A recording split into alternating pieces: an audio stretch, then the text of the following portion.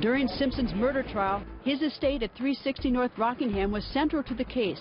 The controversial bloody glove was found there. Cato Kalin lived in the guest house. While there, he said he heard the famous bumps in the night. How many thumps did you hear? 3. Can you demonstrate for us how loud it was? The prosecution argued the sounds Cato heard were O.J. Simpson bumping into the air conditioner on Cato's window. I thought there was, someone back there. Jurors were brought to the Rockingham estate to see the location firsthand. The media followed. We didn't get to go inside with the jurors. We went outside the Rockingham estate. There was a pool of reporters who were allowed to go.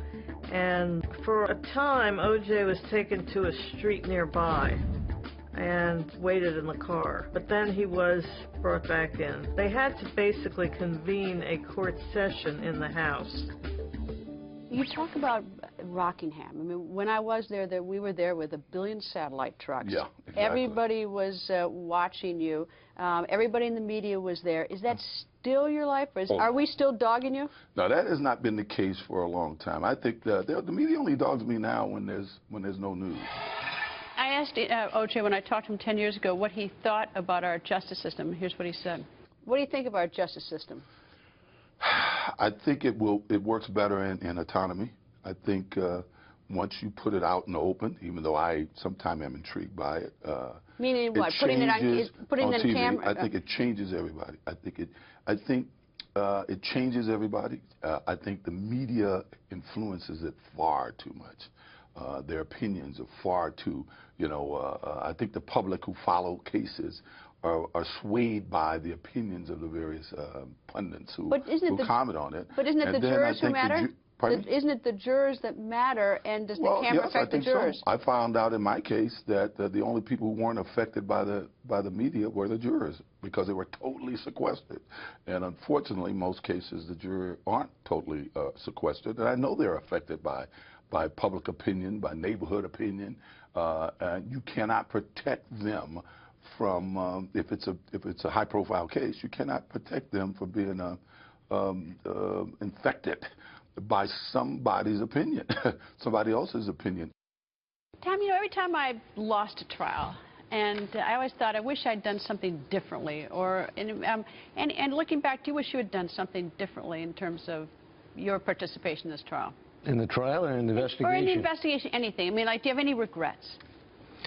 I don't have any regrets. If there's a regret, it would be that I wasn't there to close down that crime scene investigation, make sure that everything was covered and everybody did everything that they should have done.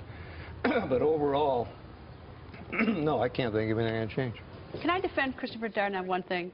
Putting the glove on O.J. Simpson. I know everyone has taken him apart on that. I don't think he had any choice. First of all, O.J. Simpson put on weight in jail.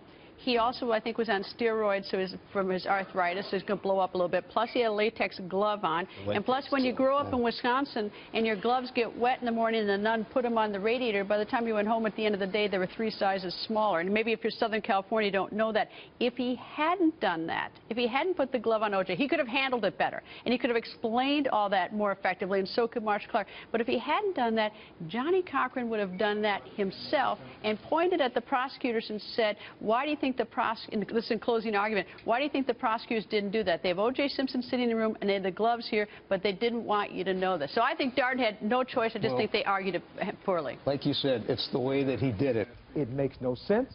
It doesn't fit. If it doesn't fit, you must acquit. Let's get something straight. The glove did fit, okay? Phil Van Adder had very large hands, bigger than Simpson, who has large hands. Phil didn't have any problem getting into the glove. If you want to put a glove on, you put it on. If you're allowed to perform in front of a jury in open court on live television, then you see what we saw with O.J.